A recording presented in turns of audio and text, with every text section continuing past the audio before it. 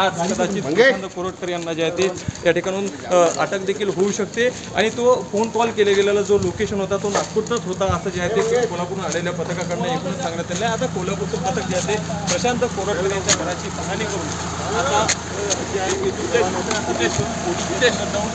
घनसोली पोलिसांसोबत जे आहे ते एकूणच चर्चा करून ते कशा पद्धतीने एक होता आणि प्रशांत कोरटकर हे कुठे आहे त्या पथकाला देखील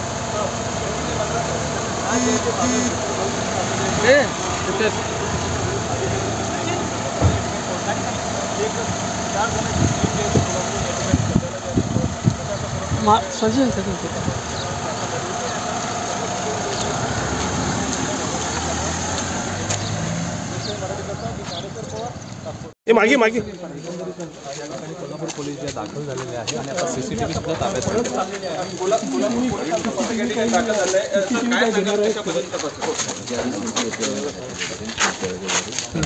मदतीने आम्ही तिथे सीसीटीव्ही फुटेज आम्ही म्हणतो। आणि तो कॉल इथूनच केला हे दिसतंय, त्यांनीच केला असं दिसतंय तपासात का बाहेर पाहिजे? सीडीआरची मागणी केलेली आहे, सीडीआर आल्यानंतर त्याच्यामध्ये स्पष्ट